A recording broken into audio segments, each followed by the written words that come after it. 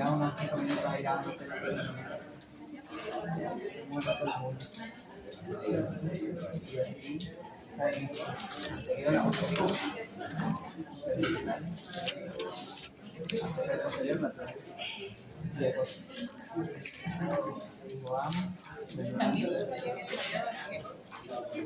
Ah, pero en ese era en... No, también en la otra.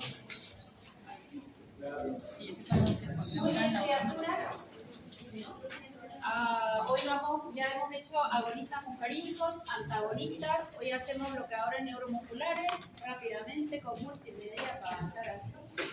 Yo no hablo mucho. Y de ahí empezamos adrenérgicos, ¿de acuerdo? Han dado un rango de fecha para examen de tercer año. Al final nos ponemos ya una fecha para que la vayamos reservando y que tiene que ser un día martes para ustedes, que hay práctica toda la tarde, entonces yo empiezo mediodía hasta las 10 de la noche, les tomo examen a todos.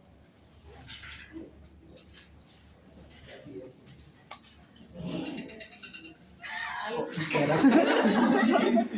comentario? Ya, antes de entrar Todos vamos a dar examen oral. Ya aplazame, no, porque estudian más. Y es bonito dar un examen oral cuando uno sabe, porque siente que sabe. Y algo no razonan bien, les hago repensar y rectifican. Cuando está escrito es la letra muerta, silencio. Bueno, glaucoma, una lámina nada más. Los dibujos que yo intento hacer a veces ya. Por aquí es que tiene que ir el líquido. ¿Qué se llama? El humor acuoso. El humor acuoso iba a ser me quiero hacer calor aquí, ya, el humor acuoso. ¿Ya? Entonces, de acuerdo al iris y de acuerdo a la masa ciliar, si esta se contrae o se relaja, es que favorece o no el drenaje del humor acuoso. Siempre me preguntan ángulo cerrado o ángulo abierto. ¿Cuál es la diferencia? El que es crónico, que muchas veces es asintomático, aunque a veces puede haber dolor de cabeza o puede haber una molestia, el crónico es de ángulo abierto, o sea que no está completamente cerrado el drenaje. Pero este de ángulo cerrado se obstruye completamente el drenaje con un iris dilatado. Es por eso que un fármaco agonista alfa, que dilata tanto la pupila, nos puede hacer un glaucoma de ángulo cerrado. Hoy lo vamos a avanzar, estos agonistas alfa, venta libre.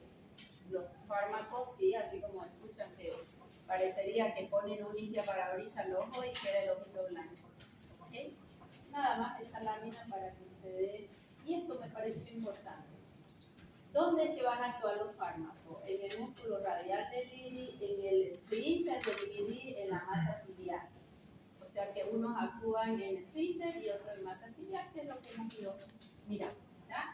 Bueno, vamos con... Ya tengo el super pasador, las nuevas. Mira, estaba encendida, o sea que ya la pila estaba muerta. Barbaridad.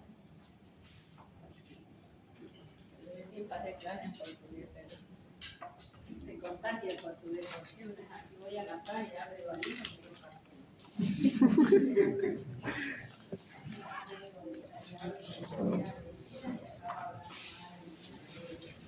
Bloqueadores neuromusculares.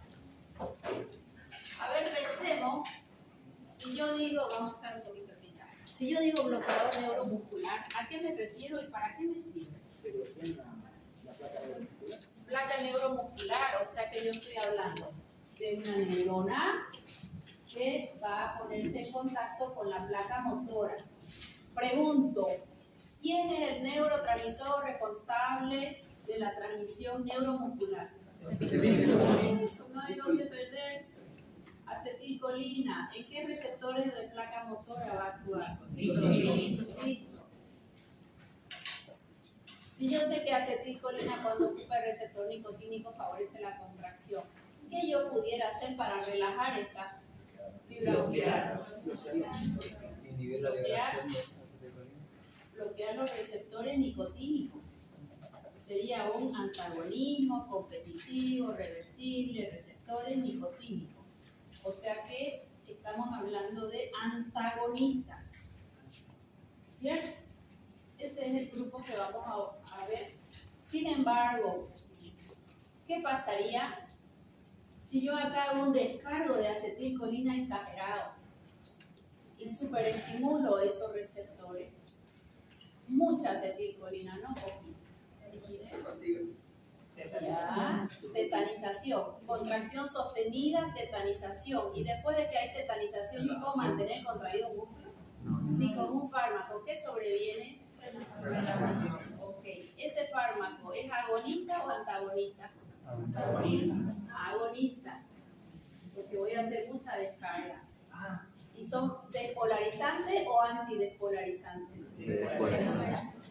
Despolarizante, y estos son antagonistas o antidespolarizantes.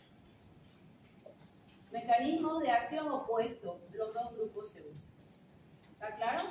Ahora ya con esa introducción vamos a ir poniéndole aceleración. Ahí está.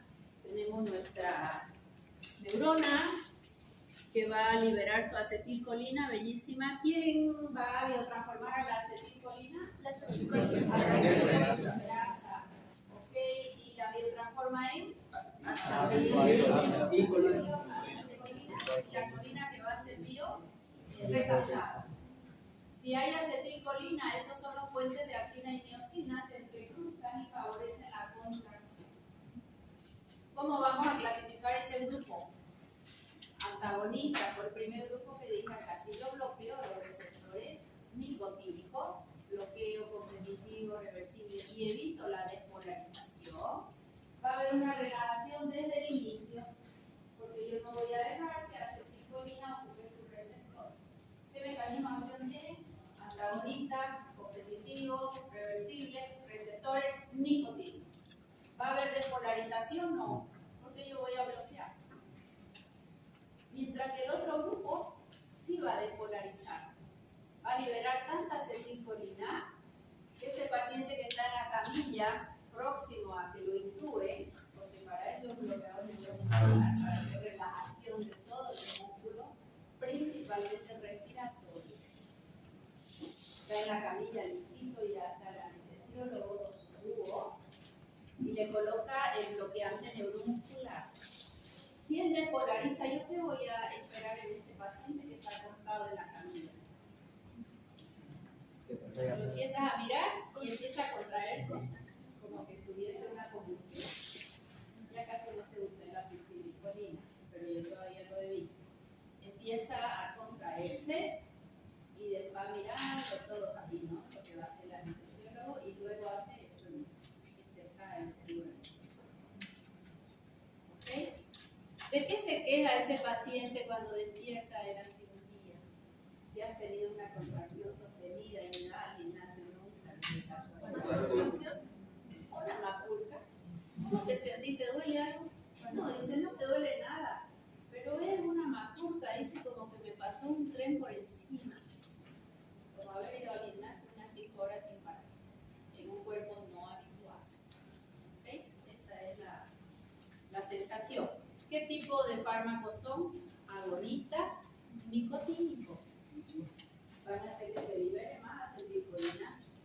Y eso uno lo va viendo. A veces en fisiología hacen esa práctica de ponerle a la rana la succinilcolina y se contrae y después se relaja.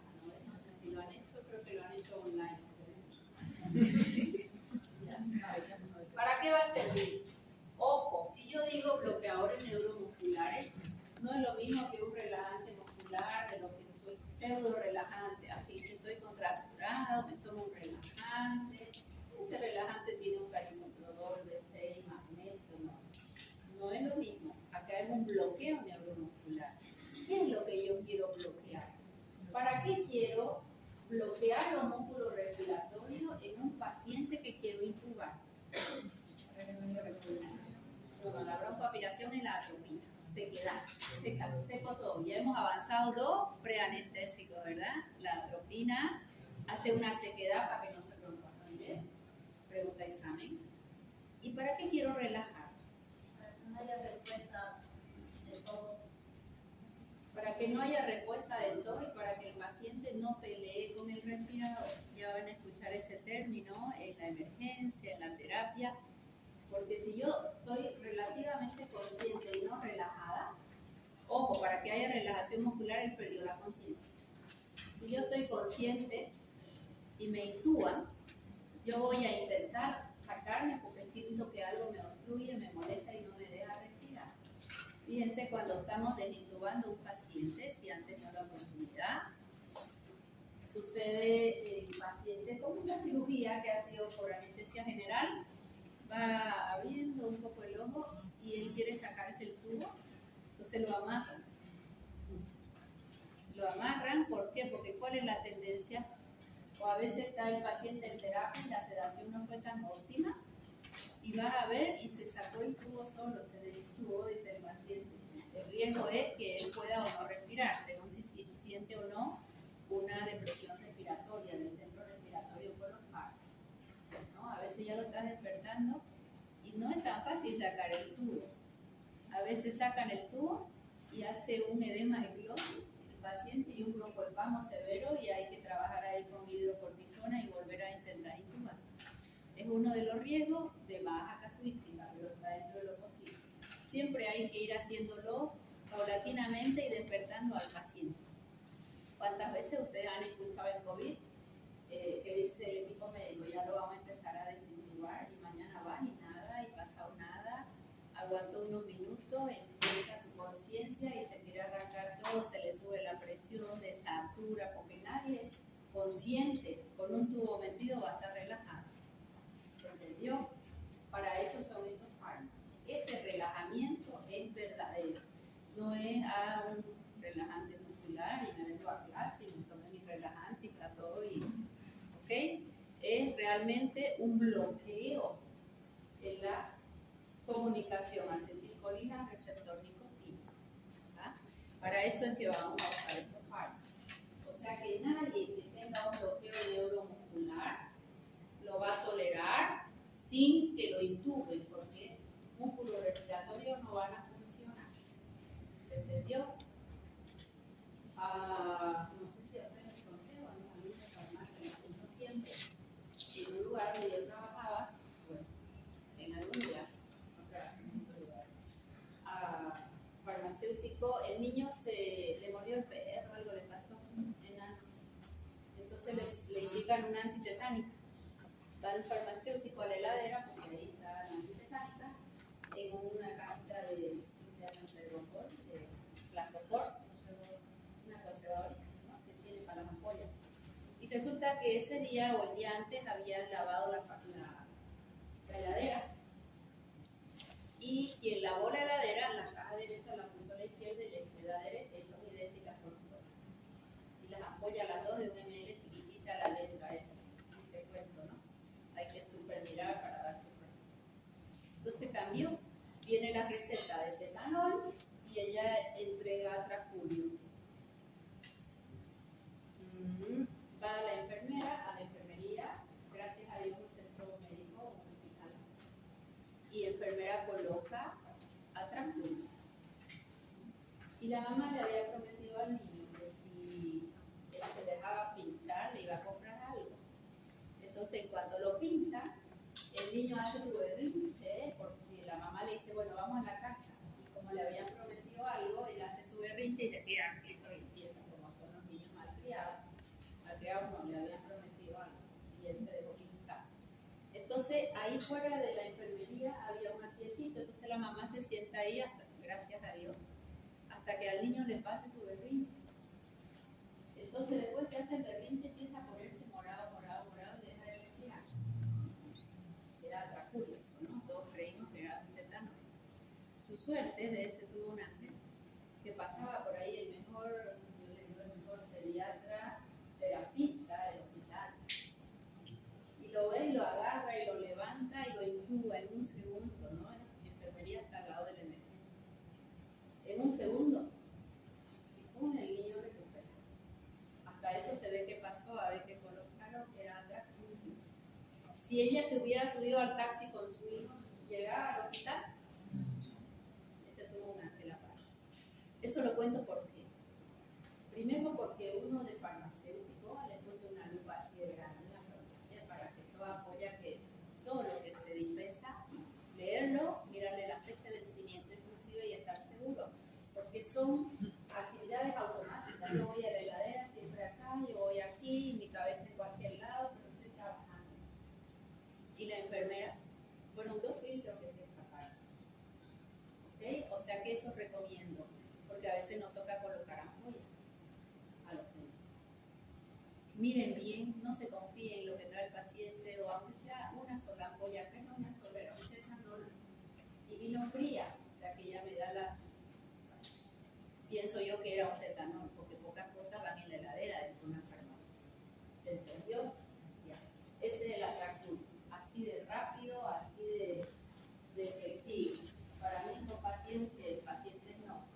Medicamentos, yo nunca he usado un atraculio que se utilizan en la emergencia, lo utiliza el terapista, el emergentólogo o el médico que va a intubar. Tiene que estar listo todo para la intubación para recién utilizar. Y antes de intubar, ¿qué le pusimos? Atropina para secar todo el tubo digestivo, medicación preanestésica, luego su bloqueador neuromuscular para que esté todo relajado y pueda ingresar en la anestesia. Farmacología, bueno, los que sí despolarizan son los más antiguos. Los que despolarizan son agonistas. Succinilcolina es nuestra droga tipo. Hoy en día es la única que se usa de ese grupo. Hace mucho tiempo era la única que había, hasta que aparecieron los supernuevos con grandes ventajas. Su inicio de acción es rápido, pero va precedido de ¿qué? Fasciculaciones. ¿Por qué? Porque hay una despolarización sostenida. Fasciculaciones y después de las fasciculaciones recién la relajación. Su acción no se revierte por anticolinesterásico. Esto es un gran problema si te pasaste de dosis, si ya lo quieres respetar el paciente. El anticolinesterásico no lo revierte. Puede hacer hiperpotasemia tras que se administra, y la hiperpotasemia generalmente hace la arritmia cardíaca severa. Lo que hoy usamos, BND, significa bloqueante no despolarizante, ¿ya? Bloqueadores neuromusculares despolarizantes y bloqueadores neuromusculares no despolarizantes. Estos son los favoritos. ¿Por qué? Si tienen antídoto, no preceden unas fasciculaciones, probablemente menos gramos. Cuando digo probablemente, ¿por qué? Porque cuando empieza a usarse un fármaco, con el tiempo se ven los efectos adversos. Acuérdense que en un ensayo clínico entraron pacientes en las mejores condiciones, que no recibían otro fármaco, y alguien que esté muy enfermo no va a entrar en un ensayo clínico, a veces que sea su única alternativa como un cáncer. ¿Okay? O sea que un fármaco sea nuevo y que la FDA lo haya aprobado, no te asegura un 100% de seguridad en su uso, porque no sabemos los efectos adversos en el largo plazo. Todos nosotros, por ejemplo, tendremos la misma velocidad de metabolización de un fármaco. Ahora, el fin de semana estuve en Cochabamba en un curso que vino el profesor de Brasil, y ya están los test genéticos para saber qué fármaco el paciente biotransforma mejor, principalmente en antidepresivos y anticonvulsivantes. Entonces ya con un análisis de sangre sale hermosísimo el test. No son económicos, pero para pacientes crónicos espectacular. Y ahí te va dando cuánto tiene de monoaminoxidasa, de catecol-ortometil, de acetilcolinesterasa, del citocromo P450, de la estearasa. Entonces, solo mirando eso, el paciente lo puede tener eso en su celular y va al psiquiatra. Bueno, en mi test genético, esta es la gama donde usted puede moverse, doctor. Estos fármacos no los tolero bien, estos los biotransformo bien, y esto más rápido, más lento, y aquellos son ideales. ¿Por qué? Por la variabilidad genética que trae. Principalmente, el gran problema hoy de los fármacos, ¿cuál es? No es que las dosis sean altas, es la detoxificación de cada organismo. Hay quien va a detoxificar por alguna línea muy rápido y otro muy lento.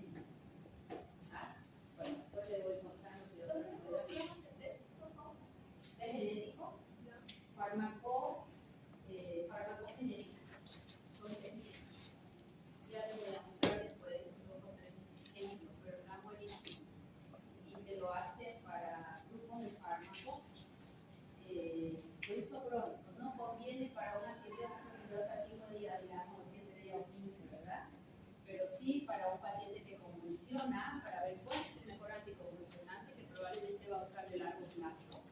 Y pacientes psiquiátricos, los antidepresivos, mismo mecanismo de acción de fluoxetina para citalopram, inhibe selectivamente la captación de serotonina, más cada uno tiene su vía metabólica, ¿no? Y a veces no va bien y te suben la dosis en lugar de cambiar el fármaco.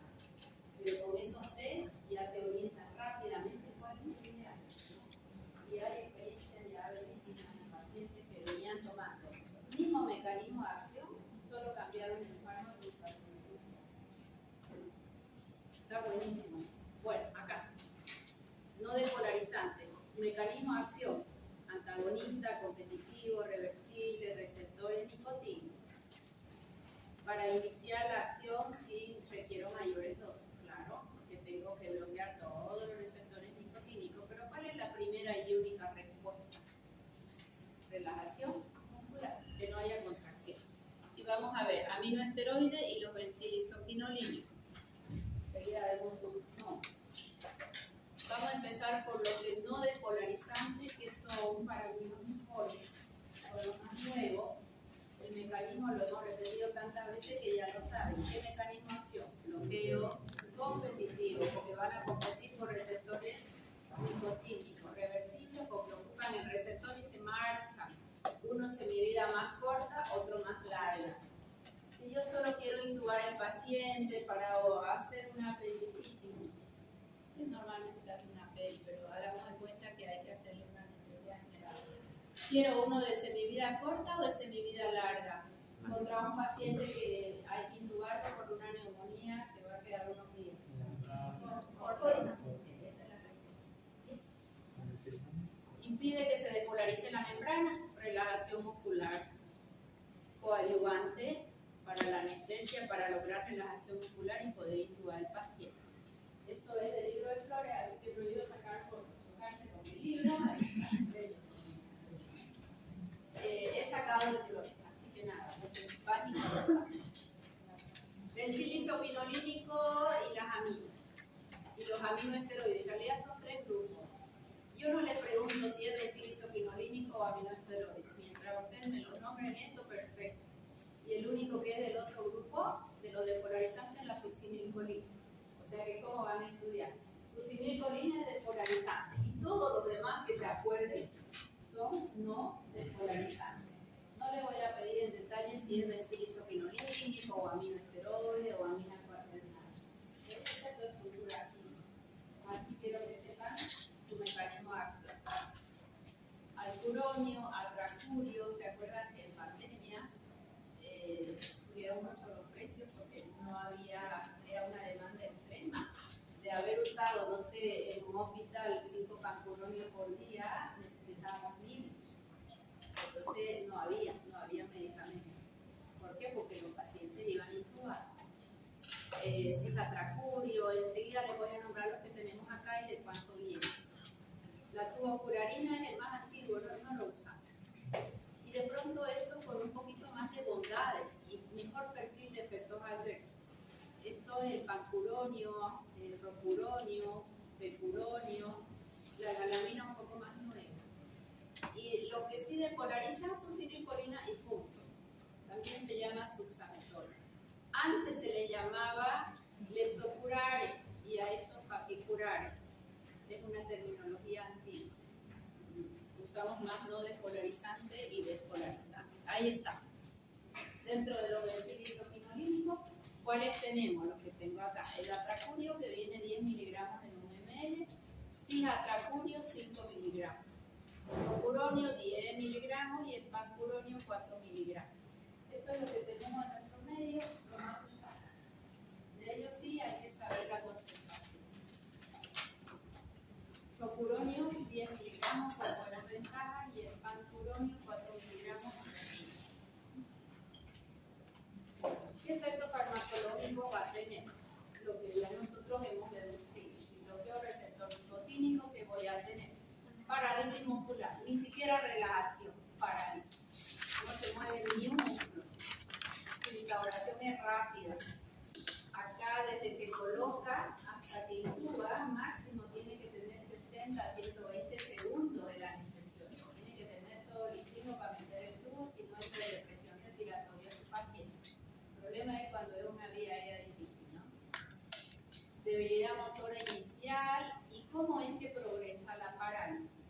No todos los músculos van a afectarse al mismo tiempo.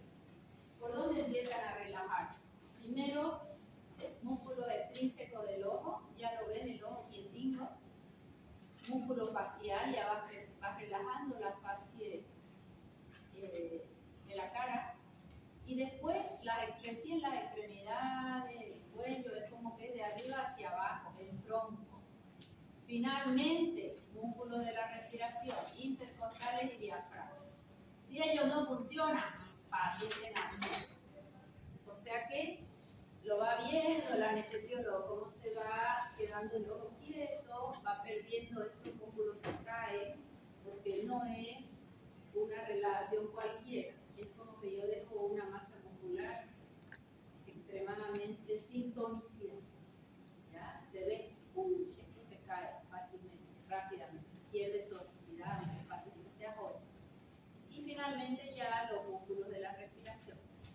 Cuando ya el cirujano dice vaya despertando al muchacho porque ya está la cirugía, entonces ya vamos disminuyendo su anestesia, va recuperando su conciencia el paciente y está sedadito, él no se acuerda, pero es horrible la sacada del tubo porque él tiene que estar consciente respirando, ¿no? O sea que hay una apnea porque se usa generalmente una benzodiazepina donde uno se olvida lo que siente.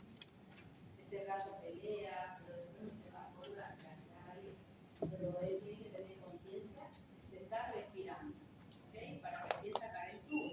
Entonces ya va bajando la dosis del fármaco que pusimos y la recuperación es al inverso. Primero los músculos respiratorios y el último en recuperar ya es el extrínseco ocular y lo facial. ¿Queda claro? Esa pregunta esa. Eso es importante porque cuando vayan a quirófano siempre van a mirar, se ponen al lado de la anestesióloga. Doctor, ¿qué está colocando atropina? ¿Qué efecto adverso espera? Taquicardia, hipotensión, enrojecimiento o no, van secando y ya saben para qué la atropina. Y después colocar su relajante muscular. Tienen que mirar el ojo del paciente, los músculos y ver en qué momento la máquina ya te marca que frecuencia respiratoria baja. Bueno, eso no se los voy a pedir, son fármacos solo para una emergencia, para una terapia, para intubar a un paciente.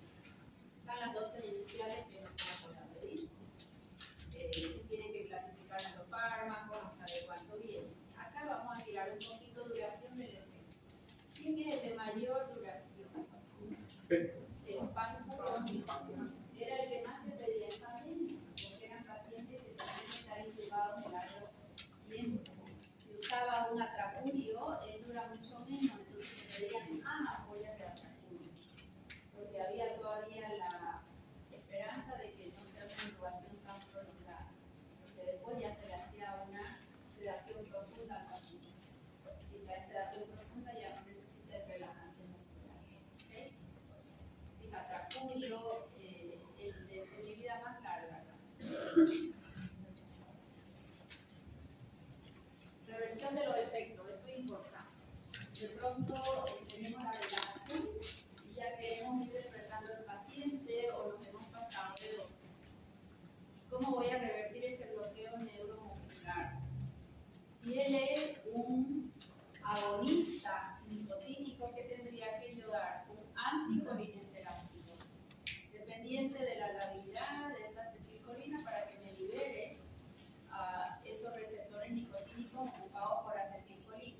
Como acetilcolina es el neurotransmisor y acetilcolinesterasa es quien la va a biotransformar, los anticolineesterasos más usados es el edofronio. ¿Se acuerdan de edofronio o no? ¿No era ese demonio? Neotimina. ¿A qué grupo pertenece? A ver quién me clasifica neotimina. Fármaco agonista Agonista muscarínico. ¿De acción directa o indirecta? Indirecta. Carbamato, ¿cierto? ¿Reversible o irreversible? Reversible. cuaternario. Esa es su clasificación comprensiva. ¿Okay? Así hay que saberlo en el examen. Mañana tienen examen. Les puedo poner, clasifíqueme neostigmina, completo su clasificación. Agonista, muscarínico, de acción indirecta, reversible, carbamato, cuaternario. Inciso B, ¿para qué usaría? Inciso C, ¿qué efecto cardíaco tiene? Inciso D, a nivel ocular, ¿qué puede pasar? Inciso E, el sistema nervioso central, ¿qué puede pasar? Ya me he dado el examen mañana. ¿Entendió? Como puede ser también una atrofia. ¿Se va expresando? Sí. Ya, esa es la idea. Edofronio o tensilón son sinónimos, neostigmina también puede ser. Sugamares, este es un mecanismo de acción bellísimo. Rocuronio y el becuronio, el bloqueo por rocuronio y becuronio, y en menor grado pancuronio, puede ser revertido por esta ciclodestrina, sugamares. Fíjense qué es lo que va a hacer el sugamares. Va a encapsular, o sea que él se lo trae hacia sí mismo, al relajante muscular, lo encapsula como formar una gota dentro, lo encapsula, lo capta y se lo lleva. Y hace que ya no esté unido a su receptor nicotínico. ¿Se entendió? Es como que viene alguien, te encapsula el fármaco que quiere sacar y se lo lleva. No es un fármaco económico, eso lo tienen todos los anestesiólogos en su botiquín de emergencia. Fíjense que cualquier anestesiólogo así trabaje en una institución, peor que trabaje en una institución pública, que debería ver todo, si él va a ir a dar anestesia, siempre tiene su maletincito, como el que usan los odontólogos, ¿no? Y ahí tiene su adrenalina, su atropina, todo lo que su madre, por si el paciente, por cualquier eventualidad, con baja dosis se intoxica también. Le dice la dosis justa, lo pensaste a tu paciente. ¿Y qué pasó con ese paciente? Capaz su vía de detoxificación de ese fármaco es muy corta y con baja dosis él se intoxica. ¿Entendió? Todo eso necesito que esté metido en la cabeza de ustedes. En medicina nada es seguro cuando hablo de fármaco. Así la FDA y el visitador vengan y te digan la seguridad de este fármaco es particularmente buena. ¿Por qué? Porque cada uno ya nace con una genética determinada para su detoxificación. Y sobre la vida, sobre la marcha, vamos creando mutaciones para adaptarnos al medio ambiente. Y esas mutaciones afectan nuestra detoxificación. ¿Está clarito? Lo están entendiendo, ¿no? Qué bonita, yo tengo que acabar esto más la afinidad por el rocuronio es un poquito mayor que por el becuronio y se usan 2 miligramos por kilo. Nada, y les voy a preguntar cuánto se usa, porque sepan qué se usa, para qué fármaco y cuál es el mecanismo hasta bien. ¿Okay? Porque es un fármaco de súper especial. Yo les voy haciendo hincapié en lo que van a usar principalmente en su día a día. ¿Tienes esos bloqueadores? Musculares, no molestas. ¿Cómo es que ellos actuaban? ¿Qué había previo a una relajación, una parálisis? Fasciculaciones sostenidas. Hay una liberación de ácido láctico ahí hermosa con la contracción sostenida. La tubofurarina,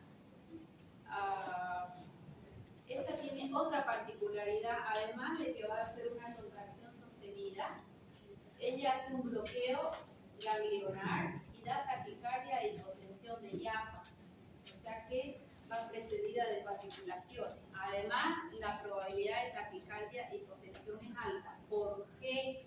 Porque estimula la liberación de histamina. La histamina es una organoide que cuando se libera hace vasodilatación y la vasodilatación hace hipotensión y la hipotensión hace que se libere noradrenalina al paciente con taquicardia. Fíjense que si están tirados al sol tomando sol, ya han sentido mucho calor, se ponen rojo por la vasodilatación. ¿Y por qué te levantas y buscas una sombra? Porque te dio taquicardia, te fatiga. Ni se dan cuenta ustedes, por eso no se olvida. Si estás con mucho abrigo, a mí me pasa usualmente en esta aula tan pequeña, pero otro día casi me desmayo. Yo soy hipotensa, yo vivo con 9,6 de presión. Y si hay calor, me baja ya un poquito a 8, a 7,5 y ya me da mareo y taquicardia. ¿Por qué? Porque cuando la presión cae, ¿a quién se estimula reflejamente? Al simpático, noradrenalina. ¿Qué receptores usan noradrenalina? Alfa y beta. Alfa en el vaso están dilatados los vasos con la hipertensión. ¿Quién queda? Beta. ¿Y el beta 1 qué hace? La taquicardia refleja tratando de dar mayor cantidad de sangre y oxígeno. ¿Okay? O sea que eso mismo hace histamina. La histamina hace hipotensión, es un autacoide vasoactivo y esa hipotensión me hace la taquicardia refleja. Y si hay histamina, la histamina que canaliza todas las reacciones de hipersensibilidad o alergia o no. ¿Por qué me pica y por qué me pongo roja cuando me dio alergia? Por la histamina. O sea que además de ser vasodilatadora, ¿qué más va a hacer? Va a ir desencadenando la cascada de la hipersensibilidad. El paciente puede hacer broncoespasmo, tiene todo el derecho del mundo. Si es asmático, ni le cuento. Entonces, si yo les pregunto, estos más antiguos bloqueadores neuromusculares, ¿qué efecto adverso tienen? Uno, que para la relajación vienen fasciculaciones sostenidas. Número 2, liberación masiva de ¿qué? Histamina. ¿Y la histamina qué hace en el vaso? Vasodilatación. Reflejamente, ¿qué hay? Taquicardia. Y si hay histamina, ¿qué más hay? Todas reacciones de hipersensibilidad, que puede ir desde un rash hasta un edema de glotis, hasta un shock anafiláctico. La misma reacción es de que yo me tomé algo y me dio alergia y me picó y me olvidé, o te sacan la polera y te dicen, mamá, mira, está roja tu espalda, a ver. Ni me di cuenta, me picaba, parece uno, pero no me di cuenta. Es alergia, probablemente. Como puede ser, mismo mecanismo de acción, pero generalizado. Eso ya es un shock anafiláctico. Y la palabra shock, ¿por qué se caracteriza? Si yo digo shock, ¿qué es lo primero que voy a pensar? Presión en el piso. Lo primero que tiene que rescatar en un shock es la presión. Todo shock, denominador común, presión en el piso. ¿Por qué? La histamina hace la suya. Hace aumento de permeabilidad, hace vasodilatación, taquicardia. ¿Quedó clarísimo? ¿Qué ponemos mejor, tubulina o pancuronio?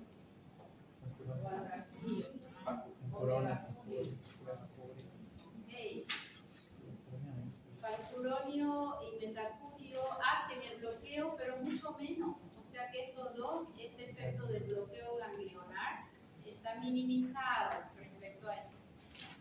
Fármaco más nuevo, atracurio, doxacurio, ese bloqueo prácticamente no lo hace. Fíjense cómo va mejorando en su performance o perfil de seguridad. Y el pancuronio puede hacer una respuesta más bien de elevar presión rápidamente en lugar de disminuir. O sea que es más nuevo, menos efecto adverso, pero su efecto adverso va en otro sentido. Con esto que quiero decir, ningún fármaco está exento de reacciones adversas.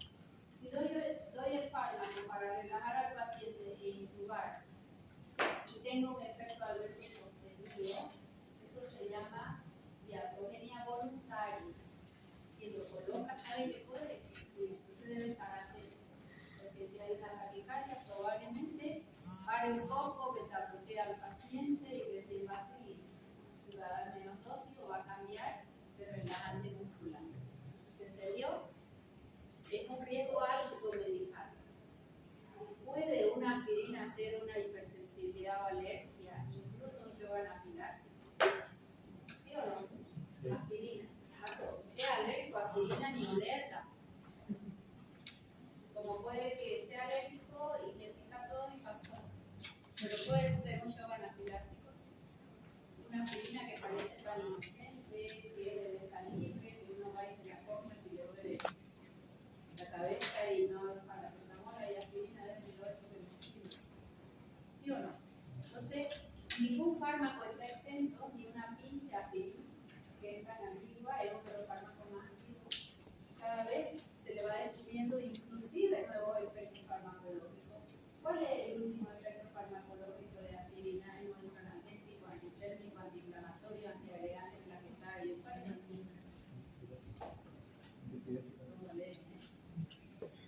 Antipoliposis. Pacientes que tienen tendencia a los pólipos intestinales, aspirina, 100 miligramos diarios. Bloquea la producción de los pólipos. Ustedes saben que un pólipo intestinal que no es extirpado, porque ahí entra por colonoscopía, se extirpa, ni te lo preguntan. Entró el gastroenterólogo, encuentra un pólipo y no es que te va a despertar, te va a preguntar y entonces lo va a quitar. Encuentra y retira. Y eso siempre se hace, todo lo que se extrae se hace biopsia, eso es por protocolo. Y a veces ya ahí salen las células diferenciadas, a veces todavía no entró a hacer UCA. Tiene una antesala de UCA de color.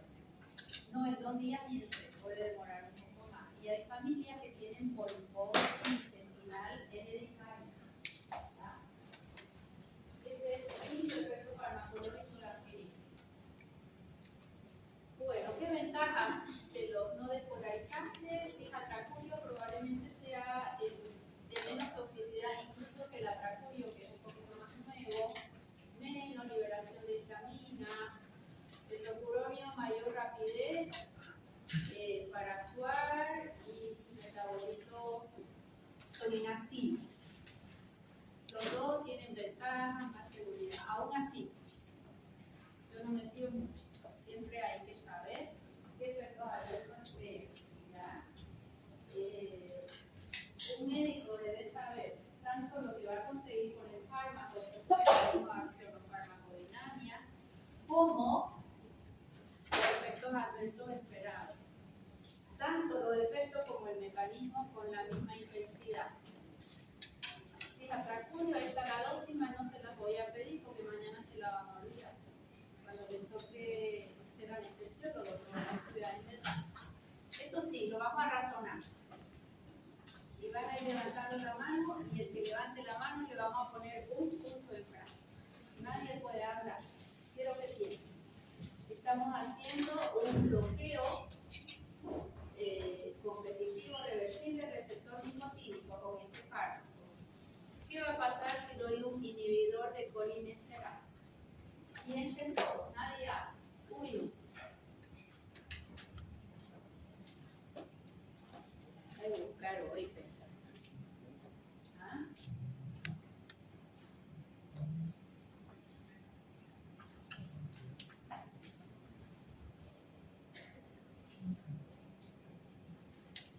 Tiempo, arriba las manos. 1, 2, 3, 4, 5, ¿quién más? ¿Lo demás? A ver. Ya va a haber fasciculación porque la acetilcolina va a actuar por más tiempo en los receptores y no va a haber la transformación ni recaptación. A ver, te ayudo un poco. No está mal tu razonamiento, pero estos no van a despolarizar, están bloqueando receptores nicotínicos, por eso hay relajación. ¿Qué va a hacer un inhibidor de acetilcolinesterasa? No va. ¿Tenés más efecto o menos efecto y por qué? Son dos fármacos. La interacción es un fármaco interactúa en la farmacocinética del otro o en su mecanismo de acción. Interacción es o farmacocinética o farmacológica. Esta es farmacológica. Vos dices tu nombre es José. ¿Que aumenta el efecto del bloqueador o que lo disminuye? Lo disminuye. ¿Quién da más? ¿Quién da menos? Lo que más me interesa es el razonamiento. Dime. Lo aumenta porque la acetilcolina se encarga de Toda esta acetilcolina, la acetilcolinesterasa, se la va a ir destruyendo, ¿verdad? Ya, y si los inhibidores, esto está bloqueado y no hay quien lo biotransforme, ¿voy a tener más acetilcolina o menos acetilcolina? Más. Y el fármaco que hace le bloquea el receptor, entonces el efecto aumenta o disminuye. Vamos de nuevo.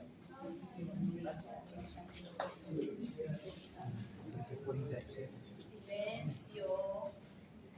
Aquí está mi acetilcolina. Van a actuar aquí en receptores llamados nicotínico, ¿verdad? Ok. Si acetilcolinesterasa, acetilcolina actúa en los nicotínicos, hay contracción. Pero esto yo lo estoy bloqueando con el fármaco. Entonces este músculo se relaja. ¿Cierto? Esta acetilcolina que quedó desplazada, porque alguien le ocupó el receptor, tiene que ser biotransformada por quién. Acetilcolinesterasa para que la barra y se la lleve. Si yo bloqueo a la acetilcolinesterasa, voy a tener más tiempo, más acetilcolina o menos. Más. Y si tengo más, ¿quién va a ganar? La acetilcolina. El que está en mayor dosis, acetilcolina. Entonces, ¿aumenta la relajación o la disminuye? Disminuye la relajación. Y le disminuye el efecto al antagonista competitivo no despolarizado. Le disminuye el efecto y voy a tener que dar mayores dosis del bloqueador neuromuscular. Si lo pudieras hacer para ya despertar a tu paciente. ¿Queda claro? Sí. Hagan su dibujo, razonen, es lo más importante. Que ahorita lo anotan, si aumenta o disminuye, no tiene sentido si no se entendió. ¿Quién me lo quiere explicar? A ver, fuerte. Fuerte, canta. Para todo, estás enseñando.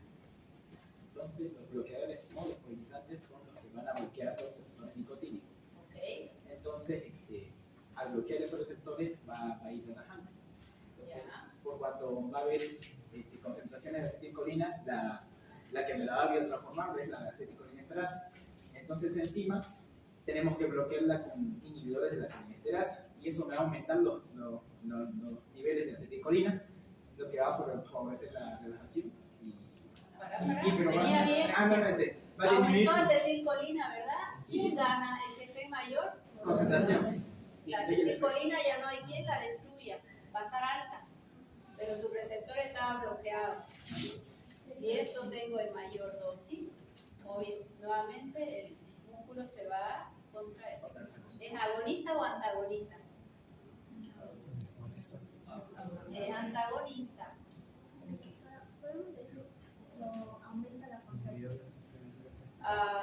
Lo que pasa es que si esto todavía hay algunos bloqueados, no es que te va a aumentar, pero sí le bloquea su actividad. Porque vos querías relajación y vas a ir perdiendo relajación. Son antagónicos, son antagonistas farmacológicos. Las interacciones, aprovecho a hablar de interacciones, hay farmacocinética y farmacodinámica. ¿Qué es una interacción farmacocinética? Un fármaco le altera la absorción al otro, la aumenta o la disminuye. Yo siempre digo, busca de calcio con magnesio, los dos compiten por absorberse. Biotransformación, que un fármaco tenga más afinidad por esta enzima y viene el segundo y ya no se biotransforma o se biotransforma más. Excreción, los dos se van por secreción y uno va a competir con el otro. ¿Qué tipo de interacción? Farmacocinética. Un fármaco le altera la farmacocinética del otro fármaco. Solo farmacocinética. Y la farmacológica que puede aumentar su efecto o bajar su efecto. En este caso, ¿le aumenta el efecto al bloqueador neuromuscular o le disminuye? A tal punto que los fármacos que se usan como antagonistas. Antes del Sugammadex se usaban solo los agonistas. Porque esto que es agonista muscarínico. ¿Sí o no? Sí. ¿Ok? ¿Quedó claro el mismo? ¿Qué es una interacción farmacodinámica? Un fármaco que le hace al otro puede interferir en su mecanismo de acción, en su fármaco. Cuando se tomaron mucho alcohol, al comienzo el alcohol estaba bonito y te puso tan bonito, tan bonita que era la reina de la fiesta. Te lo crees, eso es lo bueno del alcohol, era la fase excitatoria, desinhibida. Y como te sientes tan bien, ¿qué haces? Tener una compulsión por seguir tomando, ¿no? Para intentar mantener ese estado. Pero ¿cuál es el segundo estado de la fase alcohólica? Acabas debajo de la mesa liberando la prueba de tu pena desde que naciste. en un cuarto al lado y no se vuelve con vos, hasta eso te hace respetar. Ya. ¿Y qué te da tu amiga o tu amigo para llevarte a casa? Pues tu madre te dijo, me la trae, a vos te confío. Porque eso es muy serio. Y esta que de chaveta cada rato, la confía, se mete café más o menos por la vena, ¿no ves? ¿Qué es lo que han hecho? Un antagonismo. Un depresor, ¿qué le doy? Un estimulante. Pero actúan en diferentes lugares. Entonces, son antagonismos farmacodinámicos que no actúan en el mismo receptor. ¿Sí? Que no actúan en el mismo receptor. Si yo tenía una intoxicación con órgano fosforado, ese tipo de antagonismo, ¿ocupaba el mismo receptor o no cuando yo daba atropina? Sí. Compiten por el mismo receptor muscarínico. Ese es un antagonismo farmacológico competitivo, compite por el mismo receptor. En cambio, el alcohol es depresor en su segunda fase por un mecanismo diferente al que el café va a estimular, que es por efecto de una xantina que va a inhibir a una fosfodiesterasa. No tiene nada que ver con el alcohol, pero este deprimía y este estimula. Mecanismos diferentes, no compiten al mismo receptor. O sea que los antagonismos pueden ser sobre... Ay, dije, alguien me agarró aquí. Se me mandaste enseguida. Pueden ser competitivos o no competitivos. ¿Se entendió? Sí. Ya. A ver, vamos con el segundo. Nuestro paciente está con relajación muscular. Anestésico hidrocarbónico halogenado. Busquen alotano. El alotano es un anestésico general. Si es un anestésico general, ¿yo voy a perder la conciencia o no? Sí. Antes solo te ponían esto y su olor medio agrodoloroso no era característico, ¿ya? Los anestésicos halogenados ahora han sido sustituidos bastante por los derivados de soya como el propofol. Mucho menos efecto adverso y se obtiene de soya. ¿Qué pasará si yo ya tengo relajado una relajación muscular completa con un anestésico? ¿Este es depresor o estimulante? Depresor. ¿Qué va a pasar si doy los dos? Tengo que asegurarme que el paciente esté intubado. Acá hay un sinergismo de potenciación, porque el halogenado generalmente ya hace por sí solo una relajación muscular. Más el bloqueador, ese paciente no tenés que despertarlo hasta que no tenga plena conciencia. ¿Y cómo es que funcionan estos anestésicos? Te ponen ahí a respirar nomás. Y vos lo vas mirando e intentás concentrarte para no dormirte, porque el ser humano siempre intenta hacer lo contrario a lo que le toca hacer en su vida. ¿Por qué no lo sé? ¿No? Y uno está ahí atento a no perderse nada y acordarse y mirar todo. Y te van poniendo y te va durmiendo. Y después cuando te sacan la mascarita, ¿qué va a pasar? ¿Dónde hay más concentración? Adentro. Entonces va a pasar el fármaco de mayor concentración hacia menor. Y ya pasaron 2 horas y te acercas a tu familiar que lo estás asistiendo y dice, todavía olés anestesia. Porque el fármaco es liposoluble. ¿Dónde se va a quedar guardado? En todo el tejido adiposo. Así yo sea escuálidamente flaca, hay tejido adiposo. Si no, no tengo cómo mantener mi temperatura. Pero ¿y el que es gordito tiene más o menos tejido adiposo? ¿Necesita más anestésico o menos? Más para saturar esos depósitos y que recién en sangre esté estable para yo perder conciencia. Y le cuesta eliminar más lento o más rápido. Lento. Dan 48 horas y sigue oliendo anestesia. ¿Por qué? Porque todavía se acumuló el fármaco. Él necesita mayores dosis. Aminoglucósido. 3 cosas le voy a decir. Aminoglucósido es amicacina, gentamicina, amica y genta. ¿Quién se acuerda de los efectos adversos importantísimos de los aminoglucósidos? Nephrotóxico, puede ser reversible, ototóxico irreversible, dependiente de la dosis. ¿Y el tercero? ¿Qué es curarizante? ¿Dónde viene la palabra curare? Curarizante. ¿Quién se acuerda que era el curare? Los indios, desde la antigüedad, así se descubrieron estos fármacos. ponían en su flecha un poco de ese extracto de curare. Bueno, a la presa, y la presa no moría, pero que se quedaba paralizada. Entonces ya podían desangrarlo, podían hacer lo que querían. Es un bloqueador neuromuscular. El curare fue el primer bloqueador neuromuscular, de ahí viene la tubocurarina, que ya no la usamos, pero se obtuvo de ahí. Lo de ahora es por síntesis, pero la tubocurarina fue el primer bloqueador neuromuscular. Entonces, ¿qué significa la palabra curarizante? Bloqueo neuromuscular. El fármaco hace un bloqueo neuromuscular. Ahora quiero que piensen. Nuestros pacientes ya lo están despertando, lo dejan al interno a cuidarlo, a ver si respira. Si el interno se pone a chatear y dejó de respirar, nos ha pasado en el hospital de niños en 2 o 3 pacientes que han sido casos graves. Porque si él está saliendo del quirófano y te deja mirando, tienes que ir mirando si respira, monitorizadito. No siempre hay un equipo para cada paciente, ¿no? Entonces te dejan tomando presión y vas mirando al paciente que debe despertarse. Resulta que fue peritonitis al final. Ya cuando entraron, ya ese abdomen estaba infectado, así que han lavado muchísimo, han dejado un par de drenajes. Y dice el cirujano, habíamos hecho una cefradina de profilaxis quirúrgica, pero no es profilaxis, necesito tratamiento porque aquí hay infección. Y decide usar antibióticos, no profiláctico de una sola dosis, sino ya 7-10 días. Y una penicilina o cefalosporina más un aminoglucósido, decidió. ¿Puedo dar un aminoglucósido después de en una recuperación anestésica? No. ¿Por qué? Ni te das cuenta y él que ya se estaba respirando por sí solo, puedes hacer un bloqueo neuromuscular. Si ya se despertó, ya está en piso, ya está con los ojos abiertos, conversando, ¿puede hacer el aminoglucósido? Sí.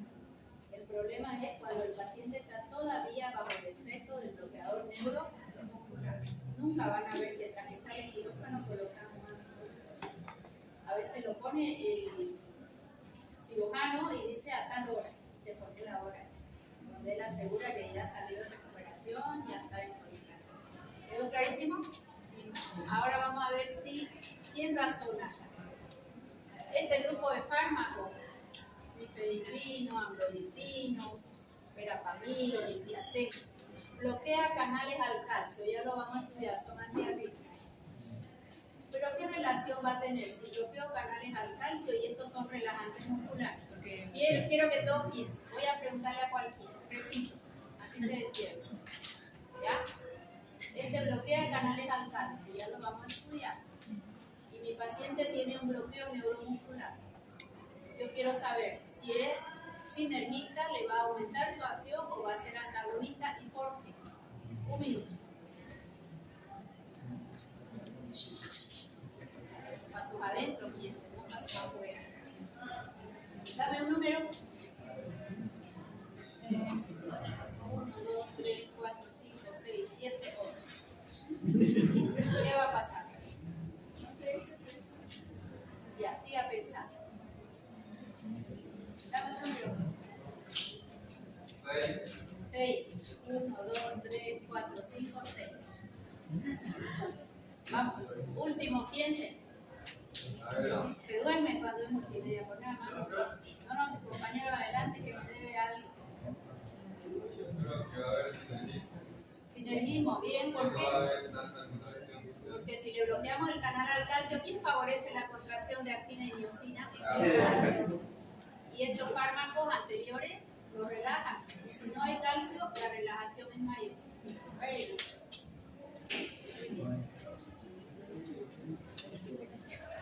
Succinilcolina es la más antigua, las ampollitas vienen de dietas que tenemos nosotros, son 500 miligramos en 10 o 50 en 1.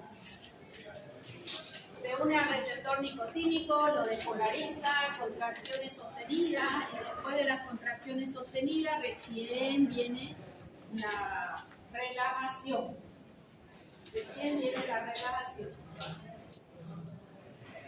Fue el más antiguo de todito. ¿Para qué sirven los bloqueadores neuromusculares? No sirve para relajar un músculo si yo estoy contraído. A no ser que sea tu suegra y quieras dejarla sin respirar. ¿Un tétano? ¿Ah? Para la tetanización. Cuando el paciente tiene ya una fase 3 del tétano, esa sacudida, puedes usarlo, pero tiene que estar intubado. Si no, no va a respirar. Intubación endotraqueal, esto es de acción rápido, es inactivado por la colinesterasa plasmática. Esto me interesa más que todo. Hace una apnea muy rápido, dolor muscular. Hiperpotasemia igual que los anteriores y puede elevar la presión intraocular, la intragástrica y estimular el vómito. Fíjense los efectos adversos. Eso voy a preguntar porque casi no usamos ni succinilcolina. Yo les pregunto la succinilcolina, ¿cuáles son sus desventajas? ¿Qué diría del primero? Y va a haber relajación muscular, fasciculaciones y va a haber dolor muscular. Hipertermia maligna, la probabilidad de combinar con un anestésico general halogenado es alta. ¿Qué es hipertermia maligna? Causa de liberación de calor. Es terrible. Al pobre anestesiólogo que le toca una hipertermia, ese paciente no se salva. Es una reacción llamada polidioxegracia. No sabemos a qué es. Que probablemente ahora teniendo las poblaciones se pudiera saber si siendo esto halogenado cada vez se usa menos, pero todavía se usa. Si eres alérgico a la soya, pues mejor no te puedes poner como anestésico general, tienes que usar una lotano. Cuando se usa lotano junto con succinilcolina, las probabilidades de hipertermia maligna son muy altas. ¿En qué consiste? Es una producción de calor del cuerpo exagerada. Lo meten a una tina con hielo al paciente, le meten el suelo muy frío que va muy fuerte, la nevera casi congelada, y aún así no baja la temperatura. Generalmente ese paciente fallece porque el corazón no se ve. O sea que es una RAM casi irreversible. De muy baja clasificación, pero está aumentada su probabilidad si combinamos succinilcolina con una lotano. Succinilcolina casi ya no usamos, y estos halogenados hoy en día casi sustituidos, si no eres alérgico a la soya, por el fruto. Apnea como todos, el dolor muscular que no va a pasar con los no despolarizantes. Hiperpotasemia aumenta la presión intraocular y la intragástrica. Esa lámina es preguntísima de examen.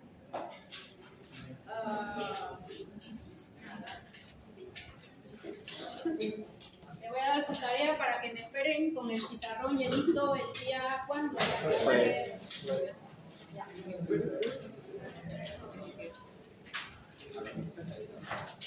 Bien. Esto vamos a hacer en pizarras.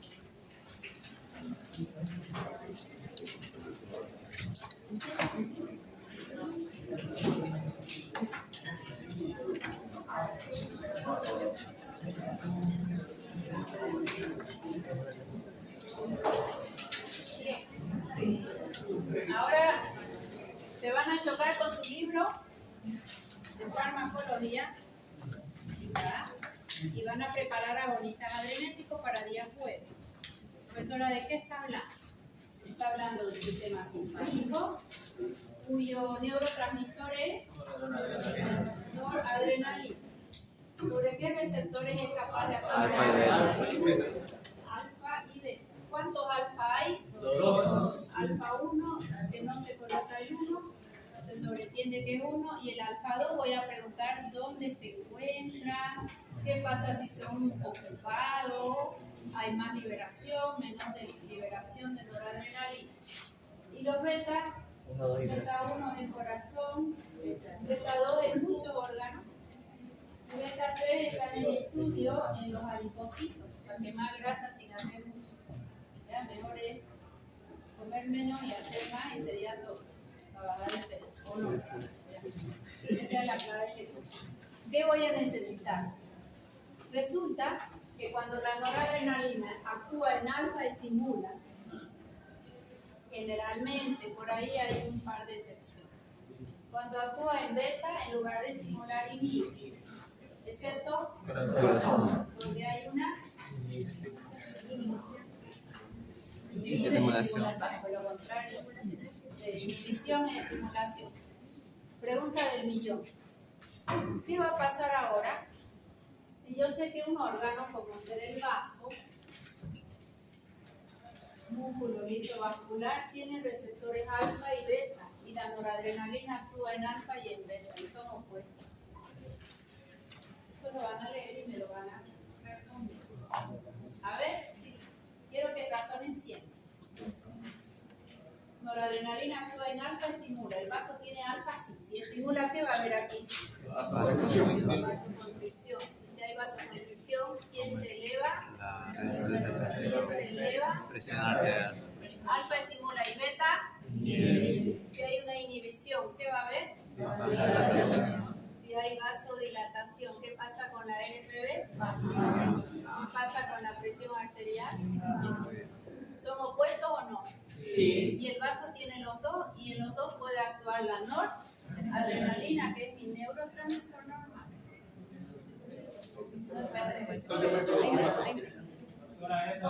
Dependría, el vaso tiene tono alfa, entonces tiene más receptores alfa, por eso siempre favorece la vasoconstricción que se necesita para que la sangre llegue a todos lados. Entonces, aunque libere las dos, tiene más receptores alfa, por lo que va a tirar a alfa.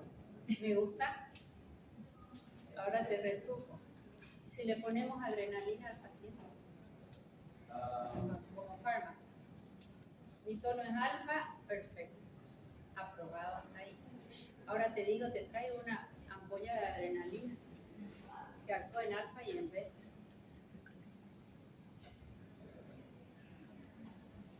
Depende de las dosis, doctora, de la adrenalina. Este chico lee adrenalina a baja dosis, ¿qué efecto va a tener? A alta dosis, ¿qué efecto va a tener? Dosis independiente. ¿Ya? ¿Cuál? Se lo dice así de grande porque baja es beta, a alta, alfa. Para que no se les olvide nunca. Silencio. Hasta ahí está bonito. Ahora, ¿cuál es la tarea? Si yo sé que adrenalina es dual, es dosis dependiente, ¿ok? Sin embargo, ella es así, más no todos los fármacos son así. ¿Qué vamos a estudiar en agonistas adrenérgicos? Agonistas alfa, un grupo solito, solo para los alfa. Agonistas alfa 2, solo para alfa 2. Agonistas beta. Y otros que se llaman de acción mixta, que son las anfetaminas. O sea que ¿cuántos grupos farmacológicos vamos a estudiar acá? Agonistas alfa, si hay solo tópico local, el colirio para ojos o para gotas nasales. Los mismos agonistas alfa, pero que yo lo voy a tomar por vía oral sistémico y esto local. Agonistas, uno que siempre lo pongo de modelo, adrenérgico, beta 2 mayor a beta. ¿De quién estoy hablando? De salbutamol. Okay. Después, ¿qué voy a ver? Voy a ver agonistas solo alfa 2 adrenérgico. Entonces ya tengo un grupo farmacológico, otro grupo farmacológico. Y los de acción mixta, que son especiales, anfetamina. ¿Okay? Antes de entrar a esos grupos, voy a avanzar las vasoactivas. Son fármacos de emergencia, solo en ampollas, los vamos a usar en una terapia o en una emergencia. Cuando hablo de vasoactiva, estoy hablando de adrenalina. Me la leen en detalle. Noradrenalina, dopamina y dobutamina. 4 vasoactivas. Primer tema que vamos a ver, repito. Adrenalina es alfa y beta, dosis dependiente. Noradrenalina tiene su diferencia. De beta nada, solo alfa. La dopamina es bella. Se la ama y se la adora en terapia, porque según la dosis que yo voy obteniendo, ella tiene efectos diferentes.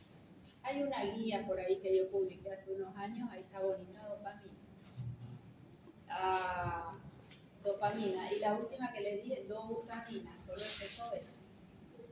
Entonces de ahí, ¿cuál es la tarea? Se dibujan todos los órganos, así como hemos hecho en muscarínico. Corazón, si tiene beta 1, beta 2, el vaso, músculo liso del intestino, músculo liso, todos los órganos que hemos estudiado, el ojo, ¿Está claro? Para que cuando yo diga efecto alfa ya saben que estimula y hay vasoconstricción. Si digo efecto beta 1, el corazón va a beta taquicardia. Y después de eso, ¿qué toca? Bloquear los receptores beta. Los beta bloquean. Hasta ahí terminaríamos el segundo capítulo de farmacología.